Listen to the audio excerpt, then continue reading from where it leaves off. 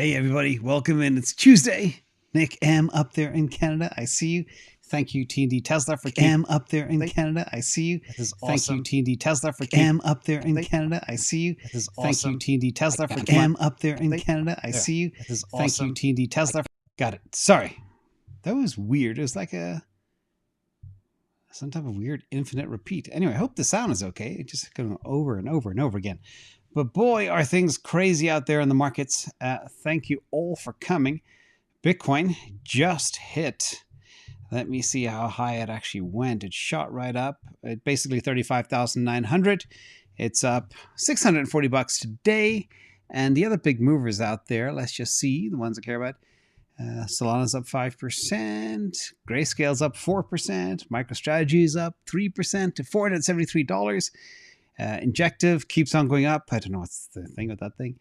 Everything's up despite a weak start this morning. So happy Tuesday. This is OCTA. The global crypto market is now $1.34 trillion. Volume just shy of $50 billion. A lot of stuff going on. We're going to look at a lot of on-chain stuff today. Bitcoin dominance is coming down. It's near about 50 again. Ethereum is going up over 1900. Actually, the real-time price in ETH right now is... Where are you? I can't see straight anymore. Hold on. Yeah, over 1900. That's what I thought. Just wanted to make sure. And fear and greed is up to 68. So people are getting greedy. But the story today is about this bottleneck that's happening out there. And we're going to dig into that and why. I've been banging the table for 11 months talking about potential of a supply crunch at the end of the year. Whew, well, it certainly is shaping up that way as well. Lorenz, thank you so much. We put all this, by the way, to good use. And we help our innocent, furry little friends. So thank you, everybody. By the way, my MicroStrategy position today alone made way more than YouTube, in just in one day, than YouTube would ever make in a year or a year and a half. So just put things in perspective. I don't do this for YouTube. And now my key isn't working. Oh, that's annoying. Give me a second. Because I need my key.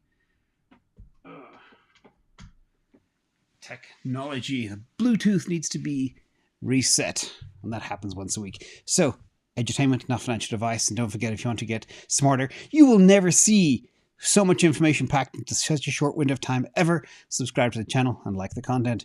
So let's look at the market of the last 7 days, and this is slightly out of date now because Bitcoin has gone up, but you can see dark green, TON, Uniswap, CRO, Injective, Solana, XRP even had a good week.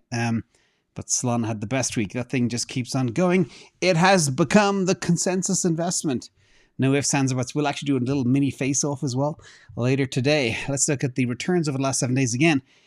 Bitcoin's gone up another $300 since I took this. Ethereum's gone up $4 from 1901. Bitcoin's now 35.7. And other stuff is just crazy. A lot of dark green, a lot of things that are beginning to beat Bitcoin now too. So you can see the alts are beginning to run fast. And again, remember, 28,000 cryptos, only 1%, if that even matter, probably a fraction of 1%. So be in the winners, ladies and gentlemen. Stock market last 7 days. Moonvember is looking good. Amazon up 7.5%, Tesla up 10%, Apple up nearly 7%, Google up 6%, Microsoft 7%. NVIDIA up 13%. A lot of good strength there in the disruption names that we like. Meta 6.25%. So extremely good. And again, we're going to rally into the year end. That's what I've been saying. That's what's going to happen. Despite all the economic clouds, we will rally because that's the way markets work. Anyway, global liquidity is also rising, which helps rise all boats. We have that little blue thing. It's hard to really see, but trust me, it's going up and every penny counts.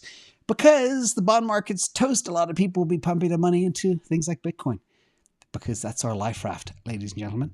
Also, fear and greed up to 68 from 66. Crypto Dinosaur, thank you for coming. What a cool name. This is insane. And again, the more greed, the more FOMO. Humans are emotional animals, despite the fact we shouldn't be, we can be. And when we see things running, this is the time of the year when, mainstream media is talking about Bitcoin and my phone jumps off the hook. Although I don't answer my phone anyway, but people call and say, oh, is it too late to get in? And I've been telling them a year ago to get in. And it's just, I don't understand human psychology, although I spent decades trying to.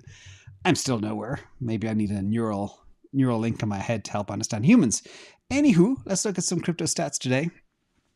You can see market cap, it's even higher now, so $1.367 trillion. Users are up from 2 weeks ago to nearly 5.9 million users, and transactions are up to 42 million. Transactions are up from 40,000. So everything is up. Things are happening.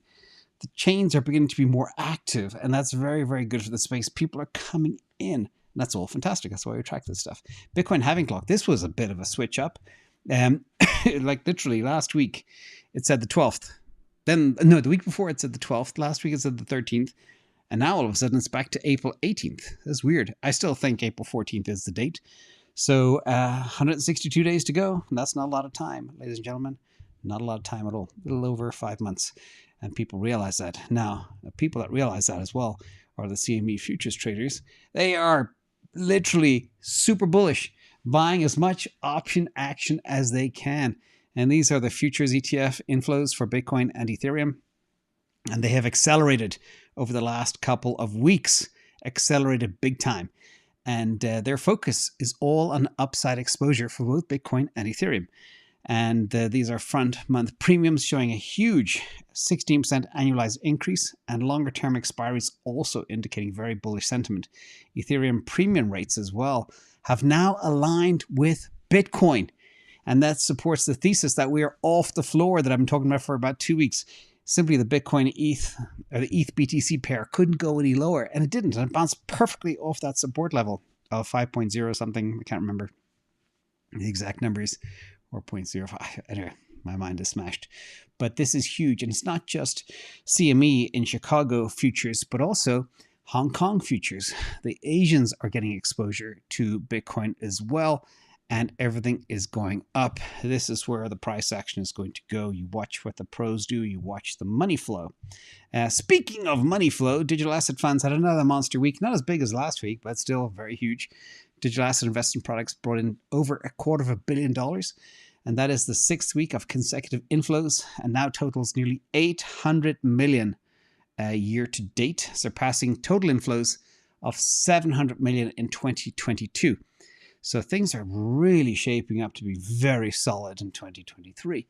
Money is coming into the space, and it's only just begun. Once that spot ETF is approved, it's going to be insane. And I'll talk more about exactly why. But let's look at the follow the money chart. Here you can see the big assets for the week. The inflows, 228 million into Bitcoin. Nice to see ETH being positive, 17.5 million into ETH and 10.8 million into Solana. Short Bitcoin fund, 4.5 million, but that's obvious because people want to hedge their gains. Cardano had 500,000 off the back of their event in Dubai. Yes, and then 200,000 into XRP. And that's pretty much it. So again, 3 horses are in this race right now. And it's good to see ETH is back. Now, I will come back, by the way, to a little money flow analysis in the bad news, believe it or not. But hold that for now. Let's look at who's stacking. Oh, wow. Well, this is kind of insane. Everybody's stacking. Dave, thank you so much. Here we can see a near perfect inflow score across all cohorts. Everybody is stacking. And this is the most stark stacking event we have seen year to date. You can see where the pattern, the market had met resistance during increased outflows, particularly during that May-June period. But that didn't stop the whales at the top, the greater than 10,000 Bitcoin holders from stacking. But now everybody is stacking. As I've been saying, nobody is selling, and you can see that on chain as well. So there is a huge amount of investor confidence. People are now wise to how fiat is just being printed with gay abandon, and things are just absolutely insane out there. People need hard assets. Bond market is toast. Where are they going? Bitcoin. Everybody. All walks of life, all over the planet at the same time. And it's only just begun. But this is the scary part here. This is courtesy of the team at Glassnode. This is Bitcoin Illiquid Supply. Okay. What's going on here? Well, the line, I want you to cast your eye on that little yellow line. We went from April 2021, when it was a cycle low in liquid supply of about 13.7 million, up to now where we are, 15.4 million of Bitcoin that simply will not be spent. It's supply held in wallets. It has minimal history of spending, and it's at an all-time high. And changes in a liquid supply often move in tandem with exchange withdrawals, suggesting investors continue to self-custody their coins, with over 1.7 million Bitcoin doing so since May 2021. They are not keeping their stuff in exchanges anymore. But remember, we'll stress this again, hammer it home. If you are doing self-custody, you are your own bank. Make sure you lock down your security and you operate like a professional. Do not put your life savings into something and then be reckless with it, or give anybody your seed phrase. Don't ever do that, okay? Next, let's look at long-term holders versus short-term holders thresholds. This time is very different, as I keep on saying all year. Bitcoin's market shows a notable split between the long-term holder supply, that's the blue line up to the right, and it's nearing record highs, and the short-term holder supply at historic lows. And just for people that may think STH versus LTH is very different to illiquid supply, they're not the same thing, okay? Now, this trend highlights as well a tightening in Bitcoin's availability, with long-term holders increasingly reluctant to sell despite the price going up. And we are so early in this market, it's insane.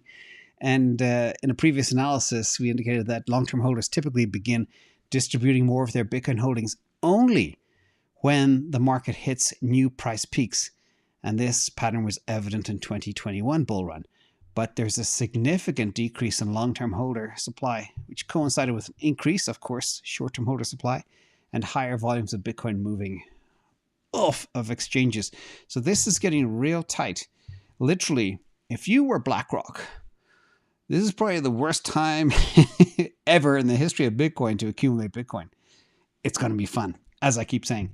In other good news too, 18% of Bitcoin, 10 or less Bitcoin is now held. No, sorry, 18% of all Bitcoin held is by 10 or less holders. And that's a new record as well. That's the orange category there. The green is 0.01 to 0.1 Bitcoin. And the gray is 0.1 to 1 Bitcoin. And the orange is 1 to 10 Bitcoins. So that's nice to see. Nearly 20% is held by kind of smaller players. But remember, as Bitcoin price goes up, 10 Bitcoin will be an immense amount of wealth in the future.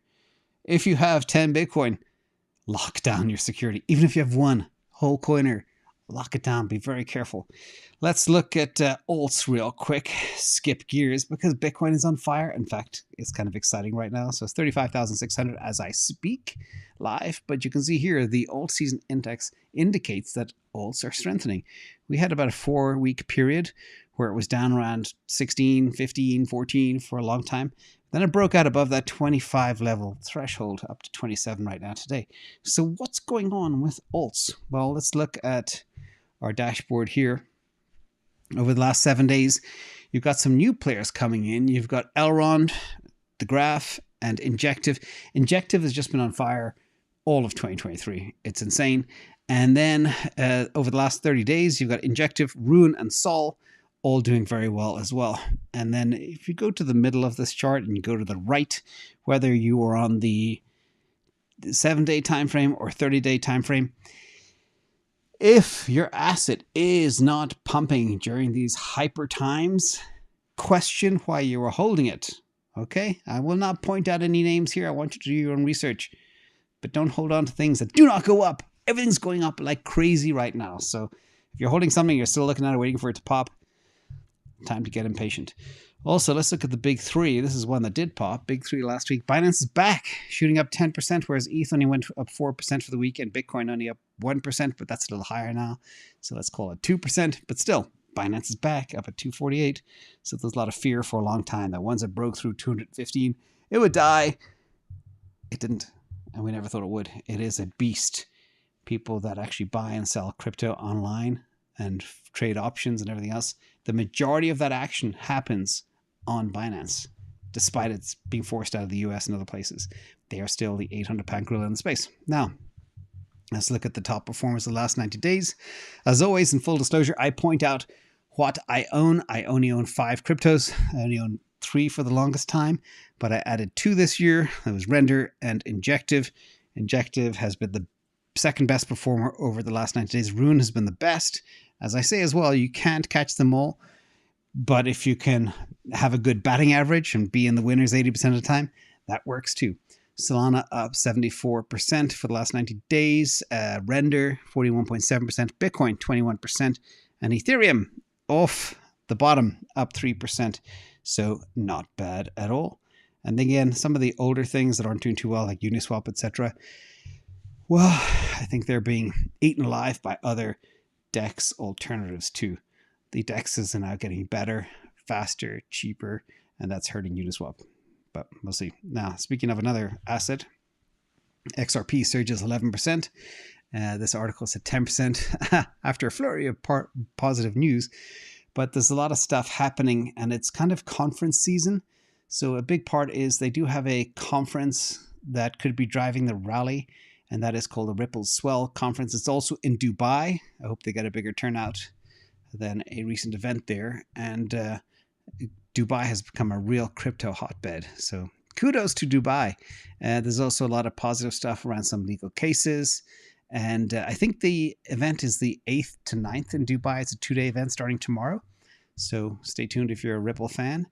But yeah, that's kind of happening now. What tends to typically happen as well, there's a post-conference dip.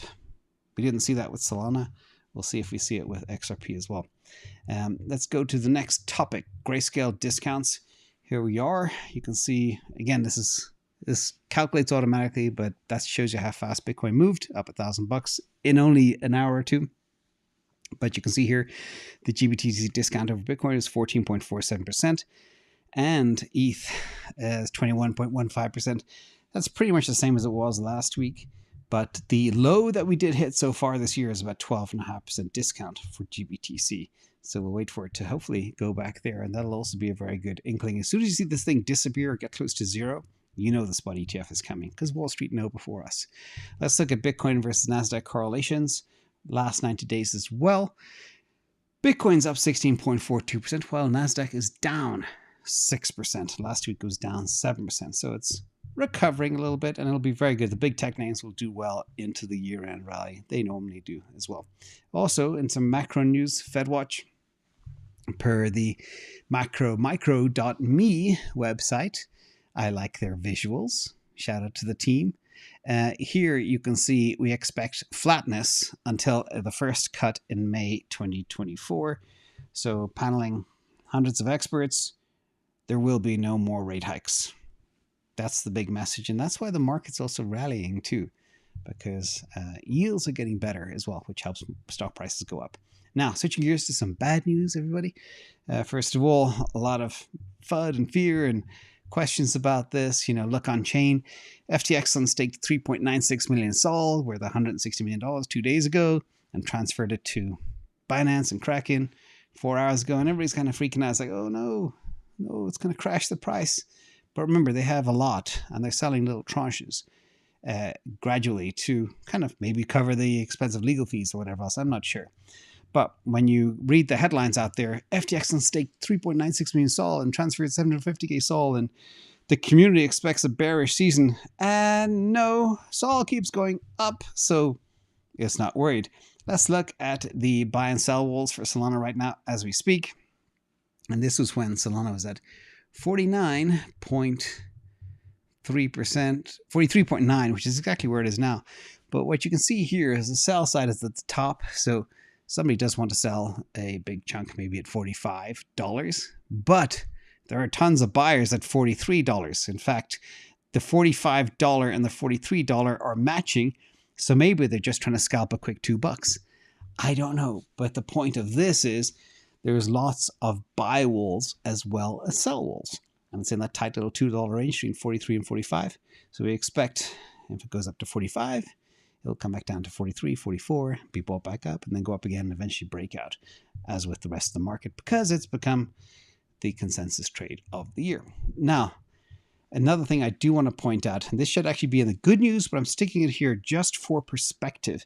So what I do is I analyze the money flows year to date across all the different assets. In the top right corner is the table. You can see assets under management for Bitcoin, 28.8 billion is big. The ETH about 7.6 billion. Binance 234 million. Litecoin 113 million. And Solana 274 million. XRP 73 million. And Cardano 32 million. But the key that I want to stress here is the year-to-date flow as a percentage change of asset under management. The clear winner is 40% is Solana on the right-hand side. But also, what I found very interesting in analyzing this, if you look at the year-to-date money flows, ETH is down 107 million.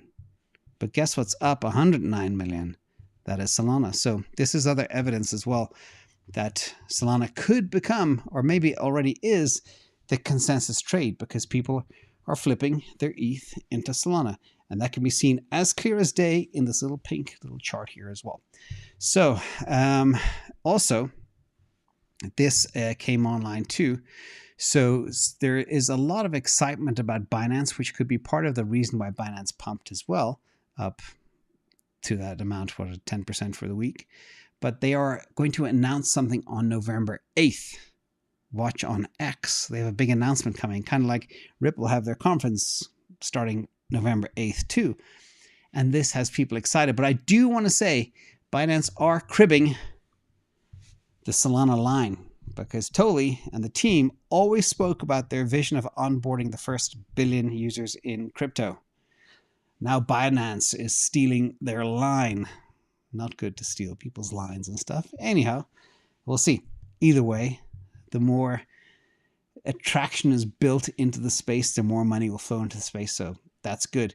But I wonder what they're probably going to do. Binance maybe are going to come out with their own layer 2, kind of like Base from Coinbase. Who knows? It'll be interesting to watch. And we'll be on top of it. Also, Avalanche, Avalabs decided to cut 12% of staff to reallocate resources and double down on growth. So that is sad for them. But I'm not sure how you double down on growth with less staff. So let's do a little quick mini face-off as well. People say, hey, I miss Solana. Can I buy Avalanche? So this is kind of the answer to that question. Let's compare. And this is just a tiny snapshot of what we have available in real time, updated every single day through tons and tons of APIs. Avalanche 4,500 TPS versus Solana 710,000, which is going a lot higher. And that is their max theoretical TPS, okay? Not what they're running at today. Daily transactions, 206,000 versus 18.7 million. Daily active users, 30 and 32,000 versus 215,000, which went down a bit. It was 280,000 yesterday. Daily transaction of daily active users. The average Avalanche users does 6 things a day on the chain, whereas Solana do 87.1 because there's a lot of gaming and NFT and stuff that drives a lot of transactions. So, and then average daily fees, 13,000 versus 84,000. That's very, very important to see the liveness of the chain, how much fees they can generate. And developers, 31 versus 209. So the question is, could Avalanche be the next Solana? Not based on this data. So, but that's just data. Data often can be wrong in crypto because people buy things like meme coins and other weird stuff.